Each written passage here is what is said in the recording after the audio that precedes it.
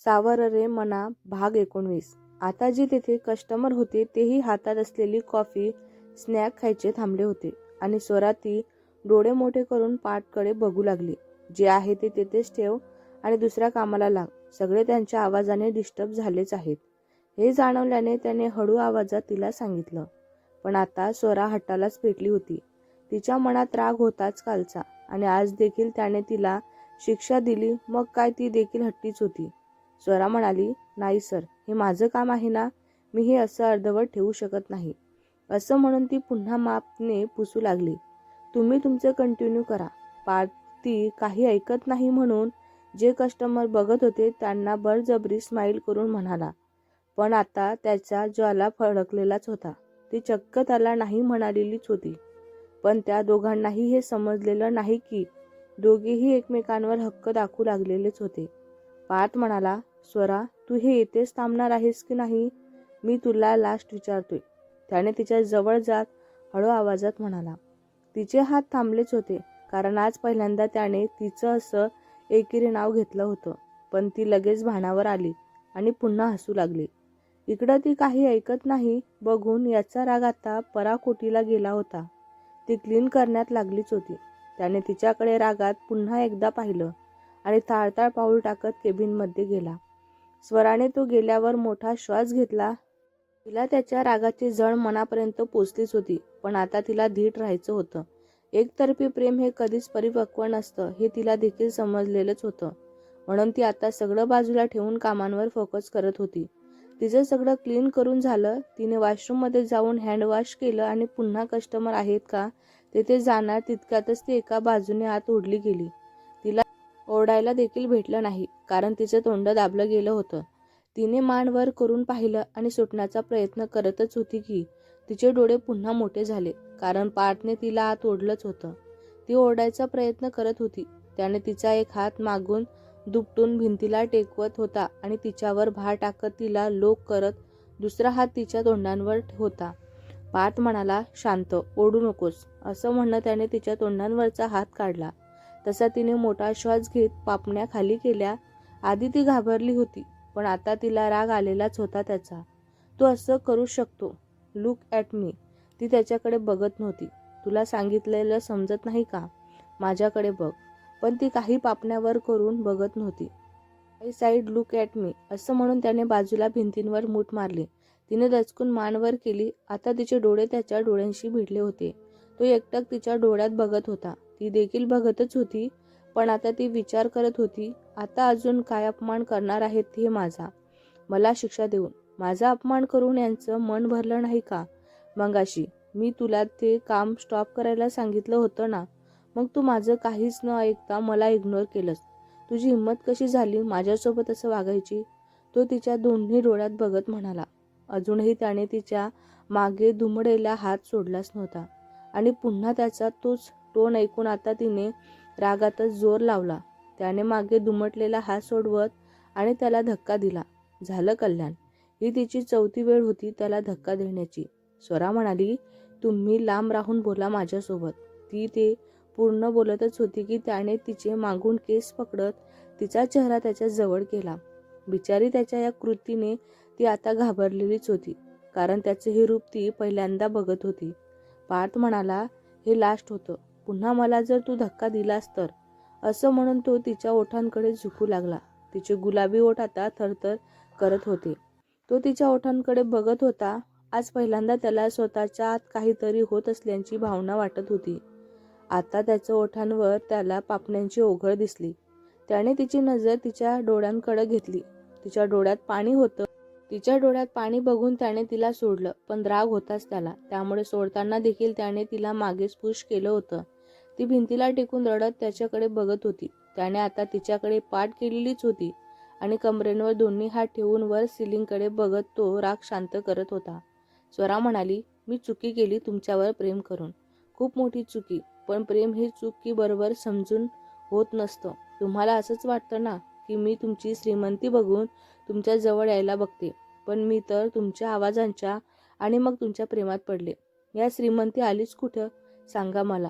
ती गालांवरचं पाणी पुसत म्हणाली. तुम्ही माझा अपमान केलात, खूप काही बोललात, पण आता नाही. मी आता काही सहन करणार नाही. मला तुम्ही जी शिक्षा दिलेली आहे ती मी पूर्ण करणार. हे सगळं ती रडत बोलत होती. तिचं बोलणं ऐकून त्याने मागे वळून तिच्याकडे पाहिलं. पार्थ म्हणाला, ओ रिली, तुझं माझ्यावर प्रेम आहे, असं म्हणून तो तिच्या समोर आला. तिने त्याच्याकडे पाहिलं. मग एक काम कर ना, आताच्या आता मला किस कर, असं म्हणून तो गालात हसला. पण त्याचं बोलणं ऐकून ती अजून रागाने बघू लागली. तो असाही माझ्याशी बोलू शकतो ही तिने अपेक्षा केली नव्हती. तिचे डोळे वाहत होते. याच्याशी प्रेमाच्या भाषा करायलाच नको. हा ना समजू शकणार नाही. पुन्हा तिने स्वतःला समजावलं. तिने तिचे डोळे पुसले आणि काहीही न बोलता त्याच्या बाजूने जाऊ लागली. पण त्याला ती पुन्हा इग्नोर करून जात आहे असं वाटायचं. त्याने तिचा हाताला पकडत मागे वळवलं आणि तिच्या कमरेत हात घालत तिला स्वतः जवळ खेचलं. हे एकदम अचानक झालं की तिला काही समजलंच नाही. तिने दोघांमध्ये अंतर ठेवण्यासाठी दोन्ही हातांची मुठी त्याच्या छातीवर दाबल्या. स्वरा म्हणाली, काय करताय, सोडा मला, असं म्हणून ती त्याला ढकलू लागली. का, प्रेम संपलं का? सांग ना, प्रेम संपलं, असं म्हणून त्याने तिच्या कमरेंवरची पक्कड घट्ट केली. तिचा पण हा नवीन स्पर्श होता आणि त्याच्यासाठी ही केलेली कृती नवीनच होती. प्रेम, तुम्ही प्रेम करता माझ्यावर? बोला, करता का प्रेम? तिने थोडं हसत त्याला म्हणाला. पण त्या म्हणण्यात, हसण्यात एका प्रकारची उदासीच होती. तिच्या या प्रश्नांवर तो भुवया जोडून शांत होत बघू लागला. त्याची तिच्या कमरेंवरची पकड ढिली झालेलीच होती. त्याचा फायदा घेत तिने त्याला पुन्हा मागे ढकललं. ही आता मार खाणार बहुतेक त्याचा. नुसतं त्याला ढकलत असते, ज्याचा त्याला राग आलेलाच आहे. तिने पुन्हा ढकलत हे जाणवण्याचाच पार्थ पुन्हा त्याचा मोडला आलाच होता. पण यावेळी स्वला अलर्ट होती. तिने त्याची काही रिॲक्शन होण्याआधीच ती दाराकडे पळाली होती. तो तिला पकडणारच होता, पण तिने दरवाजा उघडला नव्हता. पण शहाणी दरवाजा उघडून अर्ध शरीर बाहेर अर्ध आत अशी उभी राहिली. पार्थ ती उभी आहे म्हणून तिला पकडायला पुढं आलाच होता की थांबला. स्वरा म्हणाली, पार्थ, तुम्ही मला आता नाही पकडू शकत, असं बोलून ती पटकन बाहेर पडली. तिच्या चेहऱ्यावरची स्माईल होती जी त्याने बघितली. आज पहिल्यांदा ती त्याच्यासमोर हसली होती. पार्थ, तिचं पार्थ हे शब्द त्याच्या कानात घुमत होते. ती मला पार्थ बोलते? मी कधी तिला इतका हक्क दिला? ती खरंच प्रेम करते की काय माझ्यावर? पण मला असं का वाटतं आहे की तिने मला पार्थ म्हणून पुन्हा आवाज द्यावा असं वाटतंय? नाही, मला काहीच वाटत नाही तिच्याबद्दल. पण आज मी खूप जवळ होतो तिच्या. का? तिचे डोळे ते खरं बोलत आहेत असं वाटतं. पण माझं प्रेम आहे का तिच्यावर? कदाचित नाही. हे फक्त मी मला देत असलेल्या अटेन्शनमुळं असेल. हो, आता मी परवा कर्नाटकला निघूनच जाईल, तेव्हा हे सगळं विचार मागे पडतील. तिला तसं वाटत असेल तर तो तिचा प्रॉब्लेम आहे. यस, असा स्वतःशी विचार करत तो चेअरवर येऊन बसला. पार्थ, तुम्ही मला नाही पकडू शकत. पुन्हा तिचा तोच प्रेमळ आवाज त्याच्या कानावर येत होता. तसा तो देखील घालत असला.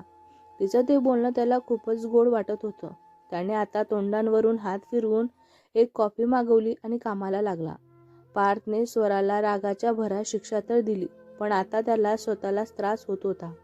त्याला स्वराला मनात येऊनही द्यायचं नव्हतं. आता कॅफेमध्ये बसून तो त्याच्या कॉफी पावडरच्या ऑर्डरची अपडेट घेत होता. त्याच्या मार्केटिंग टीमकडून त्याला एक मीटिंग अरेंज करावी लागेल असा मेसेज आलेलाच होता. पण त्याला इकडं मुंबई अजून काम होतं. त्याने मग शुभमला ती मीटिंग अटेंड करायला सांगितली.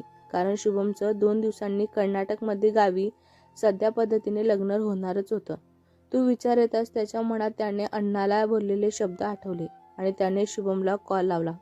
शुभम, मला फक्त इतकं सांग की 2 दिवसांनी तुझं लग्न आहे, तर त्यासोबत मी जे माझं लग्न छायासोबत होऊ नये म्हणून जो प्लॅन आखला होता तो वर्क झाला आहे की नाही?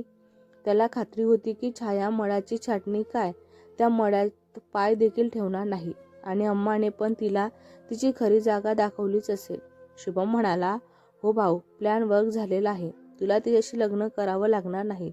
शुभमने थोडं हसत त्याला सांगितलं. त्यावर त्याने देखील हलकी स्माईल केली आणि शुभमला अम्माला घेऊन कर्नाटकला जायची तयारी करायला सांगितली. कारण ती मीटिंग शुभम अटेंड करणारच होता. 2 दिवसांवर लग्न असल्यामुळे अम्मालाही त्याने घेऊन जायला सांगितलेलंच होतं. संदीप होताच त्यांच्या जोडीला.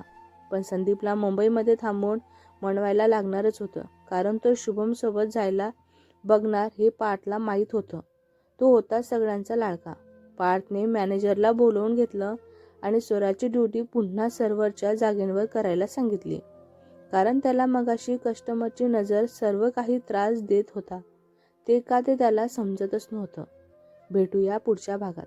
हा भाग तुम्हाला कसा वाटला कमेंट करून नक्की सांगा. व्हिडिओ आवडला असल्यास लाईक करा, शेअर करा. नवीन असाल तर चॅनलला सबस्क्राईब करा. धन्यवाद.